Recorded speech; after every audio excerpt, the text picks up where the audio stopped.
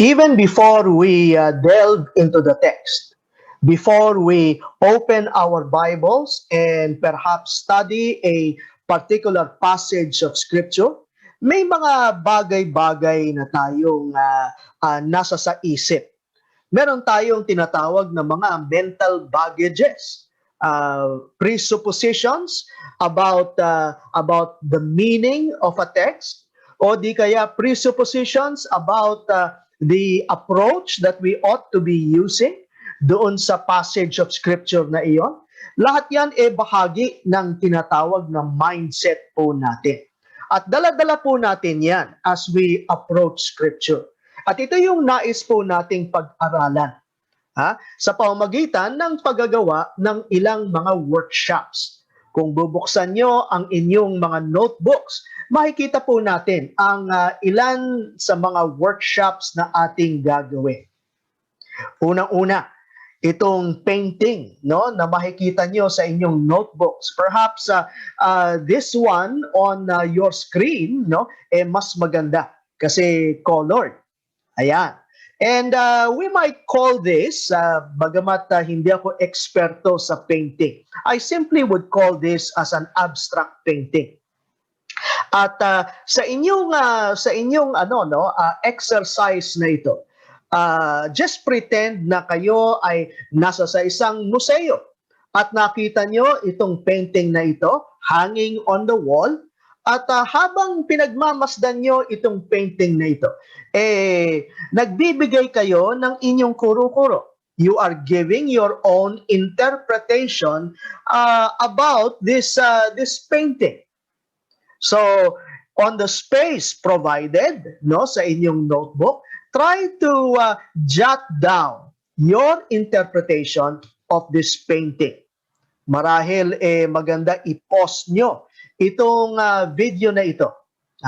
And then later on, after you share your views concerning your interpretation dito sa painting na ito, may mga ilang bagay akong sasabihin. So click that pause button first.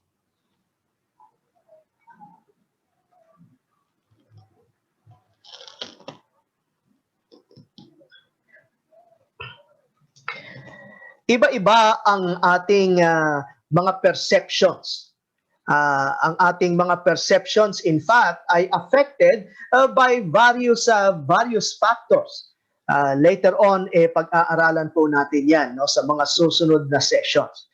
Pero suffice to say, we have our own perceptions, and this affects how we look at certain things. Tulad nitong painting na ito. I'm sure sa inyong pagbabahagi ng inyong mga views about this painting, iba-iba ang mga interpretations ng mga tao tungkol sa painting. Let me just share a few that I have encountered in the course of my teaching. May nagsabi na this is about new life. New life coming out of the dead. Dahil daw ito ay larawan ng isang namatay. At mapapansin niyo may binhi, a seedling coming out of that dead person. Kaya this is a painting about new life springing from death. Meron ding nagsabi na this is about raging waters. Ang nakikita niya ay mga waves, raging waters. Ayan, may mga nagsasabi din na this is about love. Ayan, the love of a person towards another who is in distress. Ayan, so this is about human love extended to another. Meron ding nagsabi, that this is about moonlight shining through. Ayan, moonlight shining through. So iba-ibang yung mga kuro-kuro. And maaring tanungin ng mga tao, what is the connection of this exercise sa Biblia?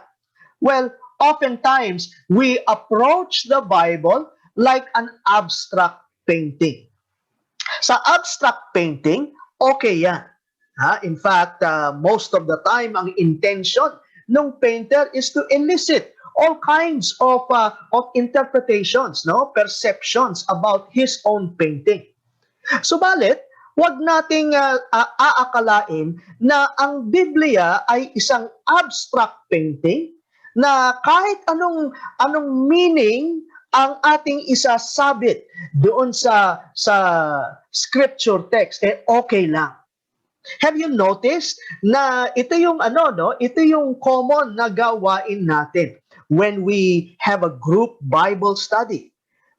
Let's say we are in a circle at tatanungin natin yung isang tao, ano sa pananaw mo ang ibig sabihin ng teksto? Matapos basahin ang isang scripture passage, we ask people what they think about the passage of scripture. Sasabihin niya ang kanyang kuro-kuro at tatanungin natin yung susunod na tao, ikaw naman, ano sa tingin mo ang ibig sabihin? At magsasabi siya ng kanyang kuro-kuro. Maaring magsalungat yung dalawa, but we don't care. We don't care about that. Parang lahat tama. Kahit anong isabit mong meaning, okay. Each one is sharing what he doesn't know about the text. Hindi ho ba? Huwag natin pong aakalain na ang Biblia ay isang abstract painting. It is not. Take note of this. The objective in biblical interpretation is not to come up with one's meaning. However, the objective of biblical interpretation of the study of Scripture is to draw out the intended meaning of the writer. Ang mas mahalaga po dito, hindi yung ating akala na meaning tungkol sa passage of Scripture na iyon, bagkus ang mas mahalaga ano yung meaning nung manunulat tulad ni Matthew sa kanyang Gospel of Matthew o si John sa kanyang Gospel of John, o kaya yung kanyang 3 letters, 3 epistles. Ano yung ibig sabihin nila dito sa kanilang naisulat? What is the intended meaning of the writer? That is the pursuit. Iyan po yung ating objective sa pag-aaral. Hindi po, it is not to be cute. It is not to come up with some creative meaning, doon sa teksto. Bagkus ang ating pursuit is to understand, to decipher kung ano yung actual meaning ng manunulat. At sa ating pag-aaralang proseso, may paraan kung paano ma-elicit po natin, malaman po natin kung ano yung meaning ng manunulat sa kanyang isinulat.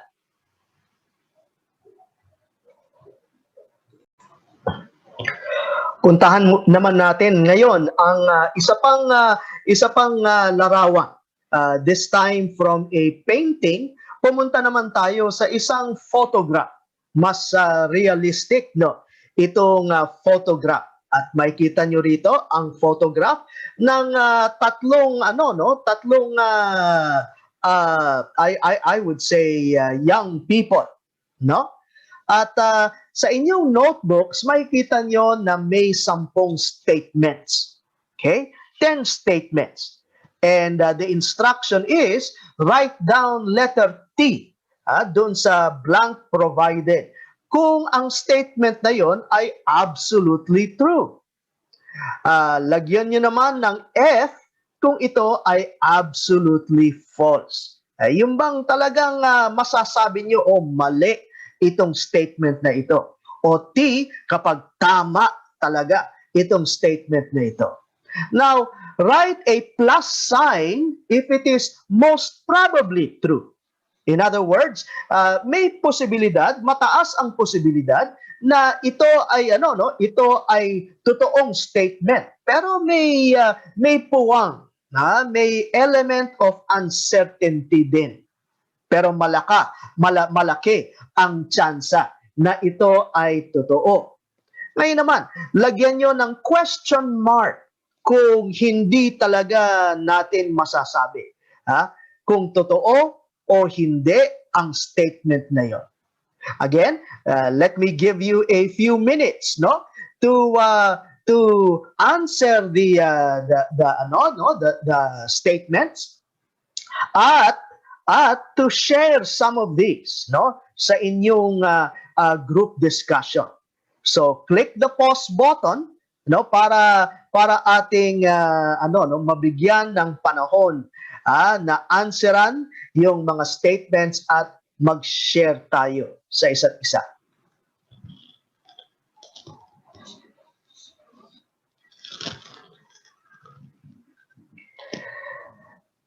Now, I'm sure you had some fun, just talking about those statements, di ba?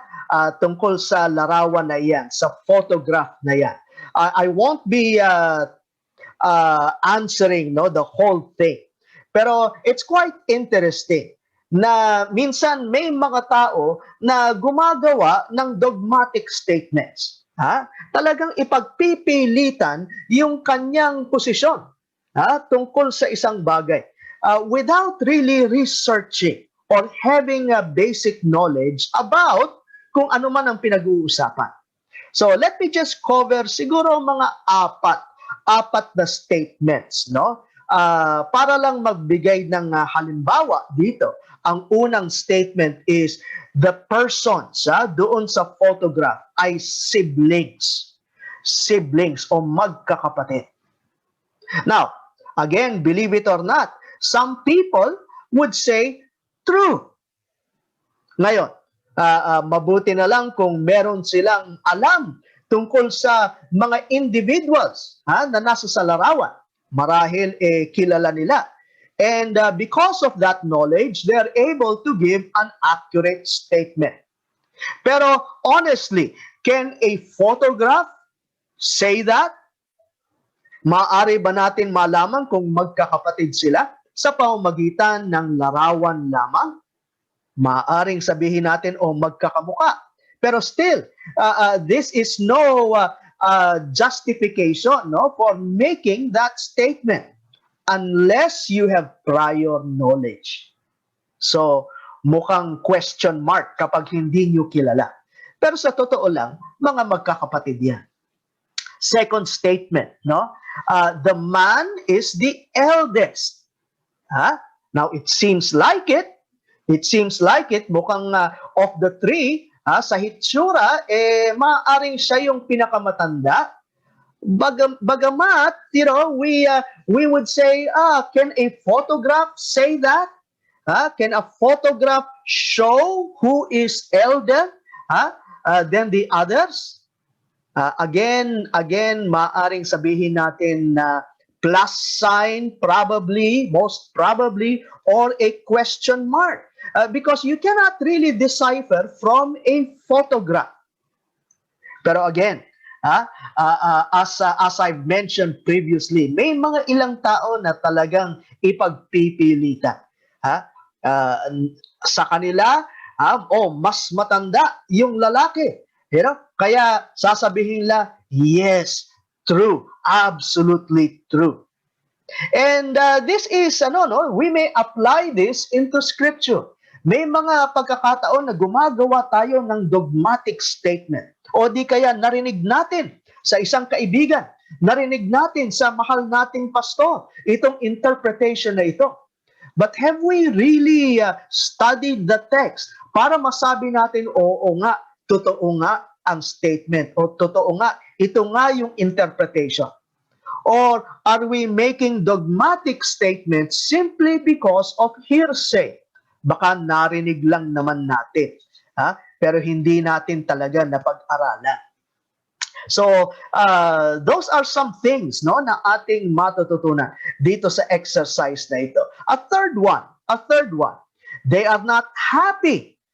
Sabi dito, they are not happy about having their picture taken. Mukha nga naman sa expressions ng kanilang mga mukha. Di ba? We might say a plus sign, most probably true, or even a question mark. Kasi, again, can a photograph say that? Yes, to a certain degree. Emotions are shown, pero hindi ba mukhang nagpapanggap lang itong mga batang ito? Hindi ba? So, that cannot really be determined just by a photograph. At yung pang-apat na statement, they are children of Nicky Joya. That's me. Okay, now, the statement is actually true in reality. Pero kung wala kayong prior knowledge, hindi nyo kilala ang aking pamilya, itong mga anak kong ito, that is, again, difficult to determine. Hindi ba? Kahit na sabihin, oy, mukhang kahawig ni Nicky Joya. Pero again, we cannot be certain. May limitations ang photograph. Hindi ba? May limitations ang photograph dun sa pagdedetermine ng ilang mga bagay. Now, let me share some things. About this exercise and apply it sa ating pag-aaral ng Scripture. The first thing that I'd like to draw out is this. Our perception is affected by various factors. As I've said, may mga bagay na nasa sa isip natin. May mga bagahe tayo. Again, we will be studying this later on. Pero we have to be conscious of what we bring with us to the text. Are you following me? We have to be conscious of what we bring with us to the text. May dala-dala tayo eh. May mga akala tayo, may mga presuppositions tayo na dala-dala.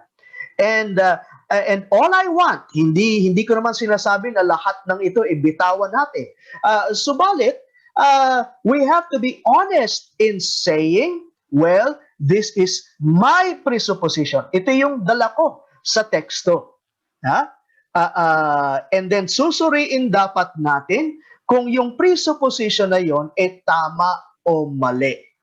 We hold it with a loose grip. Huwag masyadong mahigpit yung kapit. Kailangan natin na alamin kung tama nga itong ating mga presuppositions o baka naman mali. Another thing to learn here. There are times when due to our desire to see certain things, we see them. I hope you understand what I mean by this. No? May mga pagkakataon na sa kagustuhan nating makita ang isang bagay, nakikita natin. Have you imagined that? No? May tao who would approach Scripture at mag-share ng meaning at mapapakamot ka ng ulo kapag namarinig mo yung meaning. Saan niya nakita yun? Medyo hindi mo malaman kung paano niya nakita. Tatanungin mo yung tao, bakit mo ba nakita? Basta, sabi niya, basta na ito yung nakikita ko, ipagpipilitan niya. So be careful about that also, na hindi porket sa tingin mo nakita mo, yun na, totoong nandun. Kailangan suriin mo ng mainam. You have to study well, observe well if what you say about that passage of Scripture is really true. And more importantly, thirdly, make sure that the meaning of the text is drawn from the text and not forced into the text. Later on, pag-aaralan natin yung exegesis, yung katagang exegesis. In other words, ito ay hinahango mo. Yun ang ibig sabihin ng exegesis. We draw out the meaning from the text. Talagang yon ang sinasabi ng teksto. Ang kabaliktaran niyan ay exegesis. Ibig sabihin nun, ipinipilit mo ang gusto mo sa teksto. Kahit hindi naman yon ang ibig sabihin ng manunulat sa kanyang sinulat. So this exercise, no, causes us to be more cautious, more careful in approaching the text. Kasi ang gusto talaga natin mangyari, masumpungan natin ang kalooban ng Diyos. At ang kalooban ng Diyos ay napapaloob sa meaning ng teksto. Ano ba talaga ang ibig sabihin? Kasi kapag ma-misinterpret mo, kapag mali ang meaning na iyong na-derive, abay, hindi natin masasabi na iyon ang kalooban ng Diyos. I hope you think through, you reflect upon that, no? Because that is so important. We try to put words into the mouth of God. Sinasabi natin, ito ang sinabi ng ating Panginoon. Pero yun nga ba ang kanyang ibig sabihin sa kanyang sinabi? Magbibigay ako ngayon ng ilang mga halimbawa from the text itself, no? Iobserbahan natin ang pag-interpret ng ilang mga tao at ilang mga grupo tungkol sa various passages of Scripture. Unahin natin itong Ezekiel chapter 36 verses 16 to 17. Sabi po rito, Son of man, take a stick of wood and write on it, belonging to Judah and the Israelites associated with him. Verse 17. Hindi pa pala. Then take another stick of wood and write on it Ephraim's stick, belonging to Joseph and all the house of Israel associated with him. Then verse 17. Join them together into one stick so that they will become one in your hand. Marahil narinig nyo na yung grupo ng Mormons, no, o Church of the Latter-day Saints.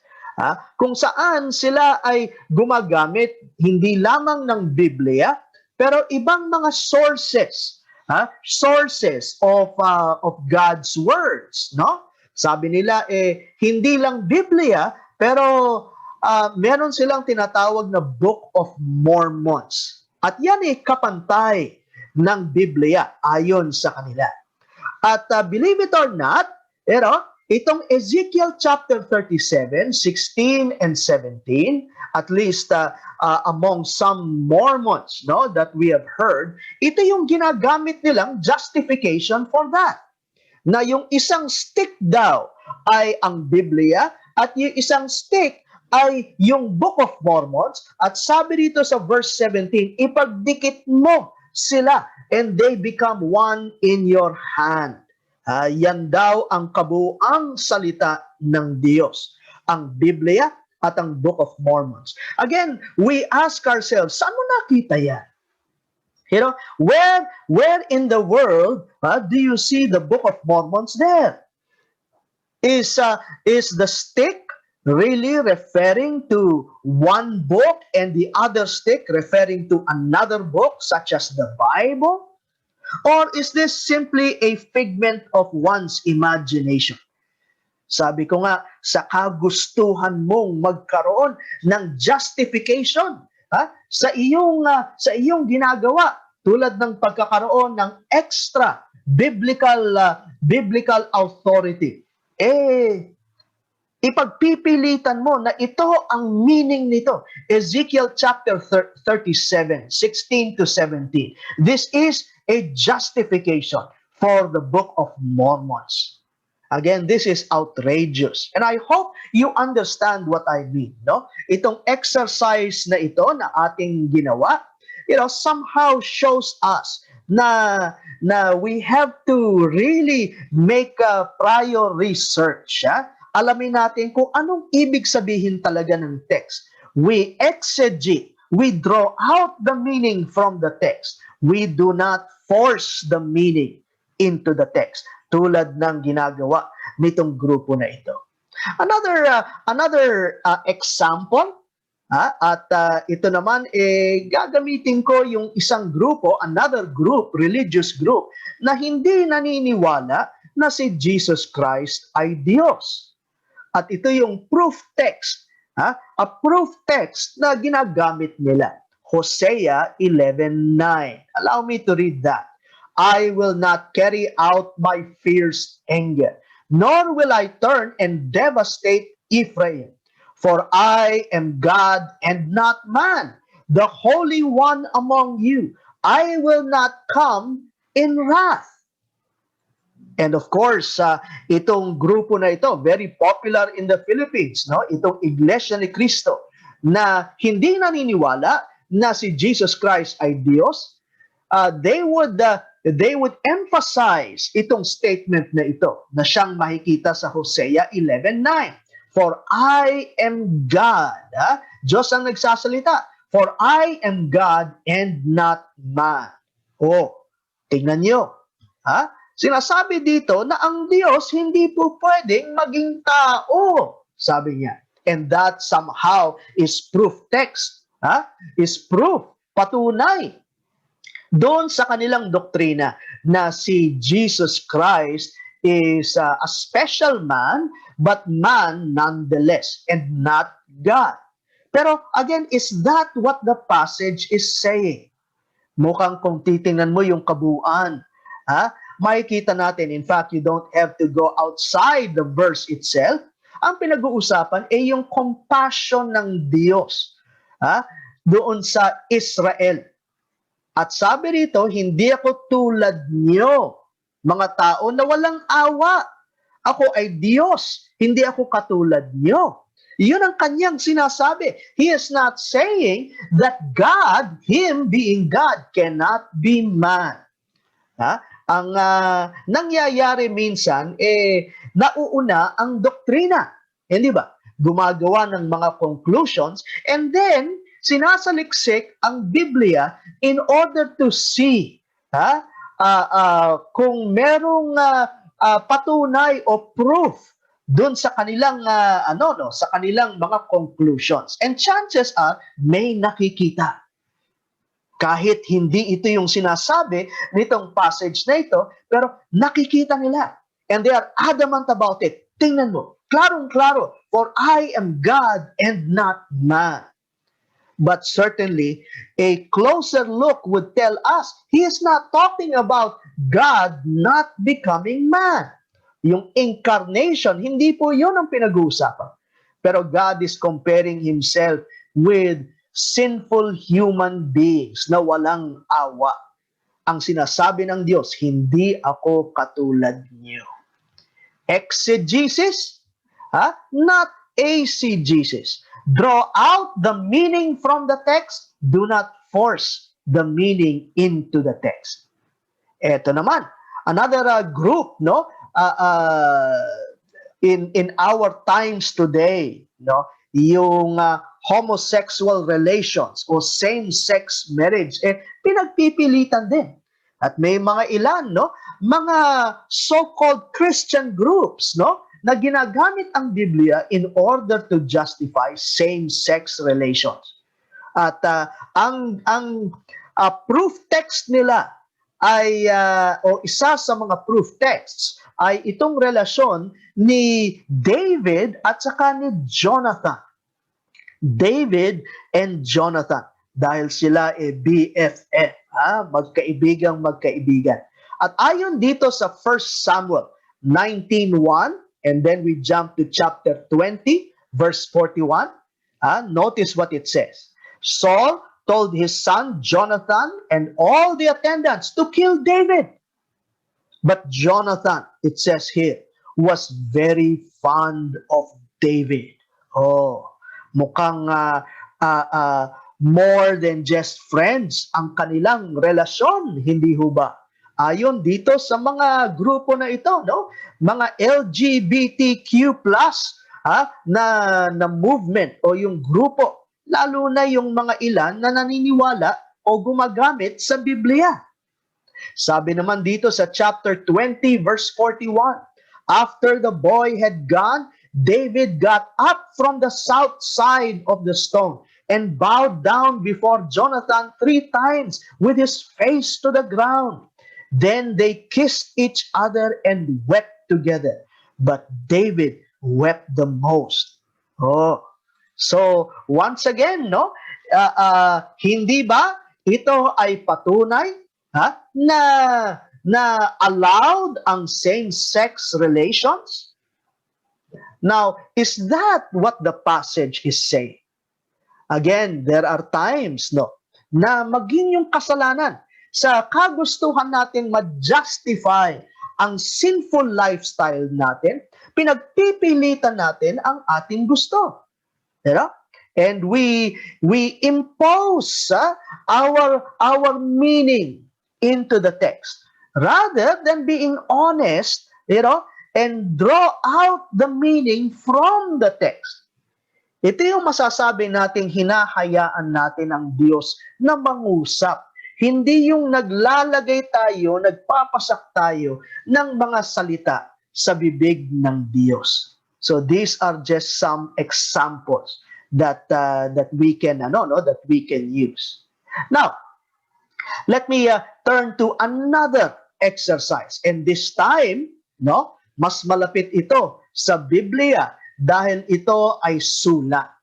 This is an email.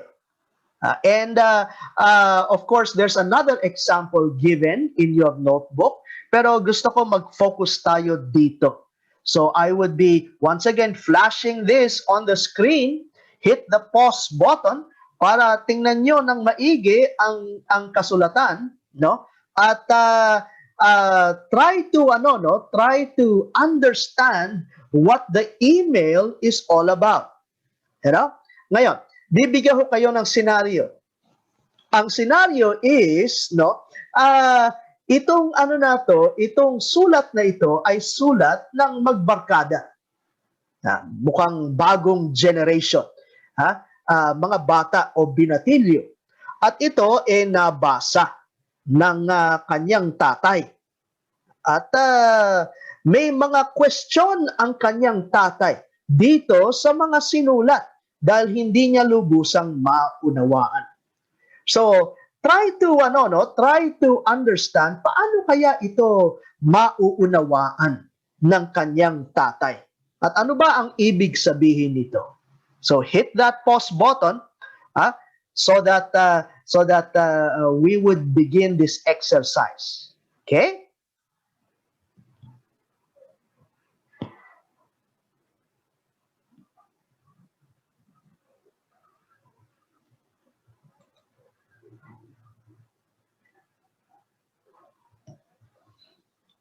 Susunod naman natin na pag-aaralan ay ang iba-ibang mga definition of terms. Okay? Having done our workshops, our exercise, let me just give you an initial set of terms na i-define natin. And kahit na sa anumang field of study, meron tayong mga jargons o terms na siyang ginagamit. So let me define some of these important terms. Number one, hermeneutics. Hermeneutics. Ano ba ibig sabihin nito? It is the science and art of textual interpretation. It uses principles of viable interpretation and develops a strategy for methodical study of the Bible in the use of the principles. So tulad ng sinabi nitong definition na to, science. Ibig sabihin nun, may objective study. Merong mga gabay. May proseso na sinusunod dun sa pag-interpret ng teksto. And in our case, it is the Bible that we are seeking to understand. So we would be studying all kinds of principles. At gagamitin natin itong principles na ito upang mahango natin ang totoong meaning ng teksto. Meron tayong proseso na gagamitin sa pag-aaral ng Scripture. So this is what it says here, itong strategy for methodical study of the Bible, making use of the principles. So hermeneutics is the study of these principles. Ang application naman ng hermeneutics ay exegesis. We've come across this already. Ano ba ibig sabihin ng exegesis? It is the careful and systematic study of Scripture to discover the original intended meaning. As was mentioned, ang objective po natin hindi ipilit ang ating gusto into the text. Pero gagamitin natin ang iba't ibang mga prinsipyo sa Biblia, no, principles of interpreting the Bible in order to draw out the original intended meaning. So that is exegesis. At nasabi rin natin, no, na ang opposite nito ay eisegesis. Ek is a word or a prefix, no, na ginagamit, no, para masabing out of. Pag AC, it is into. Pag exegesis, hahanguin mo yung meaning. Pag eisegesis, ipipilit mo ang iyong gusto na meaning. Yun ang i-avoid natin. No? Huwag nating gagawin yung eisegesis. Okay? So the application of the principles in hermeneutics is what we would call as exegesis. Another term, no, na oftentimes gagamitin natin dito is the term pericope. Pericope. Ano po ito? Ito ay complete section of teaching. Alam ko po na nasanay tayo sa verses, isolating verses. Pag nagbabasa ako ng Facebook, minsan nakakakita ako ng verses na pinopost ng ilan. At maging ako nakakapag-post din ng mga verses. And oftentimes, pag isang verse lang, we tend to take that passage of Scripture out of its wider meaning, wider scope. Mukhang hindi tama yan. Because we make the verse say what the author never intended to say or mean by what is written. So, mas masanay tayo sa mga kompletong section of teaching. A complete section or unit of Scripture.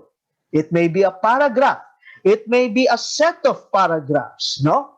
Mas malawakan para mas makita natin yung tinatawag na immediate context ng verse. So, hindi lang verse ang ating titingnan, pericope. So, that is a term na maganda alamin natin. Another term, at marahil ito alam nyo, no? Lalong-lalo na mga kabataan. Dahil ginagamit din ito sa musika. No? Genre. Itong term na genre. Ano po ito? Ito ay type, form, no? A type of literature with distinctive features, including rules or procedures, conventions, and language usage that influence the composition and expression of meaning. Nasabi ko na ginagamit din ito sa musika. Minsan na ang mga kabataan familiar sa rap. That is a certain type of music. Jazz. Sa aking kapanahunan, jazz. Ang aking mga kaibigan mahilig sa jazz. Meron ding rock o rock and roll. Iba pa yung rock sa rock and roll. No? Merong pop. So ito ay iba't ibang genre. Sa literatura, iba-iba rin ang uri ng literatura. Merong poetry, may narrative. Sa Biblia din, since the Bible is made up of various books, 66 books, itong mga aklat na ito ay sinulat sa iba-ibang uri ng literatura. Ngayon, pansinin natin, ang pag-uunawa ng, for instance, poetry, tula, ay iba sa pag-uunawa ng kwento. Hindi po ba? Ang kwento, it is stated as a matter of fact. Nagkukwento ka, abay gusto mong maunawaan agad ng iyong pinapagkwentuhan ang iyong kwinekwento. Kaya you would speak as a matter of fact, as possible, as clear, as obvious as possible. si ganito, makikita natin pumunta sa sari-sari store at bumili ng candy, at siya afterwards, matapos ang ilang minuto, pumunta sa kanyang bahay, yun ay pagsasalaysay. Iba po yung diskarte pag ito'y patula. Hindi po ba? Sa tula, makakaasa ka na maraming matalinhagang mga salita. Hindi ka nagsusulat ng tula in literal fashion, no? Gumagamit ka ng mabulaklak na mga salita upang ma-express mo ang iyong emotions. Much of it is not taken literally. Tulad ng kay Florante at Laura, pagsintang labis na makapangyarihan, 10 mag-aamay iyong nasasaklaw. Kapag ikaw ang nasok sa puso ni numan, hahamakin lahat, maski sino ka man. In other words, ito'y expression ng pag-ibig. At lahat gagawin niya. Gagawin nung umiibig para makuha niya yung dilag o kung sino man yon na kanyang minamahal. Ganun kalakas, ganun ka-powerful ang pag-ibig. 10 mag-aamay, iyong nasasaklaw. So it is not to be taken literally. Anong ibig kong sabihin? Makikita natin later on sa pag-aaral natin ng scripture kung paano diskartehan ang iba't ibang mga literatura.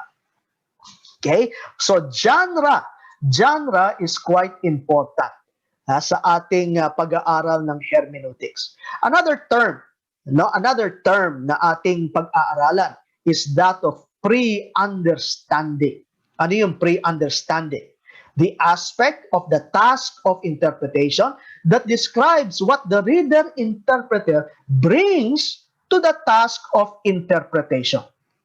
As we have mentioned, we do not approach Scripture from a totally blank mind. May dala-dala tayo. Meron tayong bagahe. Yung bagahe na yon, ang tawag doon, pre-understanding. Minsan, yung mga bagahe na yon, tama. Meron namang pagkakataon na mali yung pre-understanding natin. Yung bagahe natin, which affects our perception, which affects how we approach Scripture. So, sa mga susunod na sessions, pag-aaralan natin yan. How do we approach it? Ayan, no? So, we ought to understand what is going on in our minds. Okay? So, ito po yung initial na ating pag-aaralan, no? And I hope this would prepare us for what is ahead. We would continue on with our study of pre-understanding in the sessions to come.